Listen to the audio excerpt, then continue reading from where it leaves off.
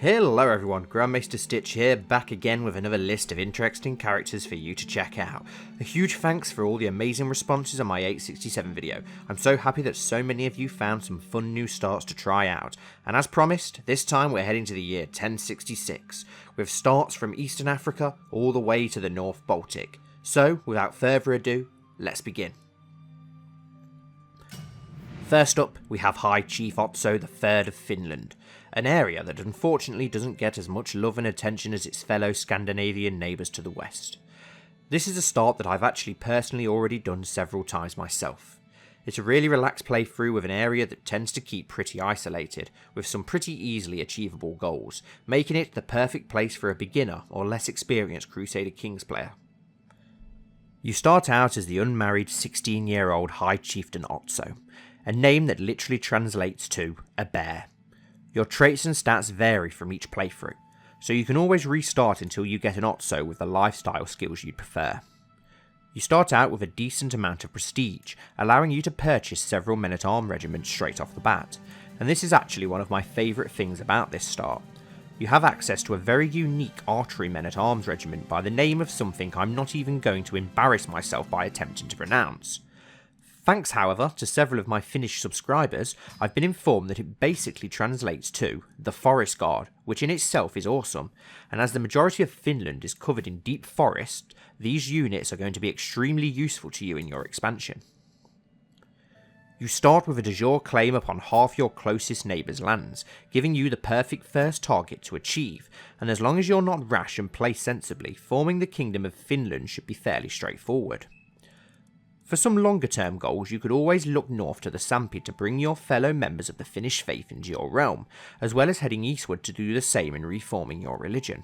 Another thing I noticed is that your newly converted Christian neighbours of Sweden seem to be constantly at war, and extremely rich, making them a very vulnerable and easy target for your raiders. Next, we have a start that was among my favourite 1066 starts in CK2, and it's just as enjoyable in CK3. King Bolislav the Bold is a beast of a man with a very impressive 21 martial and the inheritable strong trait. You start with over 3,000 levies, loyal vassals, and the option of an alliance with the Kingdom of Bohemia and 2 Russian princes, putting you in a very strong and safe position. You also have access to some very powerful mounted men-at-arms regiments. With several independent and small tribal neighbours to the north, there's plenty of room for expansion through holy wars as you spread the Christian faith. By taking these lands, you'll also put yourself in a very strong position to eventually form the Southern Baltic Empire. For other goals, you could aim to achieve the Unite the West Slavs decision, and if that's not enough for you, you could go one step further and unite all the Slavic people, forming the Empire of Slavia. Maybe being a king and conqueror isn't for you, however. In that case, you could always swear fealty to the mighty Holy Roman Empire, making you possibly the Empire's strongest vassal. Our third character is Mesfin II. This character and his lands are extremely unique and make for a very challenging but rewarding playthrough. You start as 17-year-old Mesfin, the Lord of Axum down in Ethiopia. What makes this start so challenging is the fact you and the people of your modest lands are the sole followers of Judaism, surrounded on all sides by much more powerful rulers with several different faiths. You have Christians to the west, Muslims to the north, and pagan tribes to the east, the latter of which will continuously be attempting to raid your vulnerable lands. Mesfin starts out with pretty unimpressive stats and in serious danger of being conquered. One thing you do have in your favour is the starting choice to usurp the petty kingdom of Gondar. You also possess a Jewish holy site within your province, as well as your religion being reformed, allowing you to declare holy wars upon your tribal neighbours to expand your lands and power, before attempting to take on the big guns in the form of the Christians and Muslims. Long-term goals to try and achieve for this playthrough could be to head north and achieve the Restore Israel decision, along with the Restore the Hamanat High Priesthood.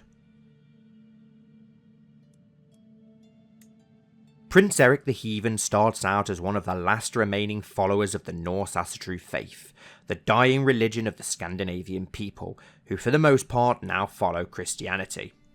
This makes you one of the last true Vikings remaining, This also makes you despised by most of your fellow countrymen, but some small pockets of fellow Asatru followers do still remain, giving you some potential allies. You start as the Jarl of Uppland, with the ability to create the Jarldom of Norrland, but most important is your claim upon the Swedish crown that can be pressed from the beginning. Doing this, however, would be suicidal as you lack much in the way of manpower. If you want to become king and return your people to the legendary way of old, where the Norsemen were feared all over Europe and beyond, you're going to have to play the long game. Thankfully, there's a few ways to go about this. The rulership of Sweden is decided through election, so you can try to plot and bribe your way into kingship. Or you can try and make use of those earlier mentioned potential allies and take your crown through sheer might. Or maybe you'd rather pack up your men and carve out a new kingdom of your own, where you and Odin can rule supreme once more. And last but not least, we have Nazir Akib. Landed very close to the previously mentioned Mesfin Darwit are several followers of the Kushite faith, which is the closest thing you'll find to the ancient religion of the old pharaohs of Egypt. I decided to go with Nazir over the other Kushite rulers simply as he was the youngest and probably best positioned in my opinion, but of course you could always choose one of the neighbours to play as. You are tribal, which of course gives you the option to raid your Christian and Muslim neighbours to build your wealth and strength as you unite all of the Kushite people under one ruler. Once you achieve this, the obvious goal would be to work your way north along the Nile, to take the lands of Egypt and convert the lands back to the ancient gods and reforming your religion. Many of the holy sites are strategically placed to your north to help encourage you towards this long-term goal. And then of course there is always the option to unite all of Africa under the rule of the pharaohs of Egypt. And there we have it, guys. 5 interesting starts for you to try out in the year 1066. I really hope you enjoyed and found some characters you want to play as in your next playthrough. Like before, I'd love to hear your favourite starts in 1066, why and how your game went. As always, a huge thank you for taking time out of your day to watch, and if you enjoyed and would like to see more, don't forget to hit that like button and subscribe to the channel for more CK3 content.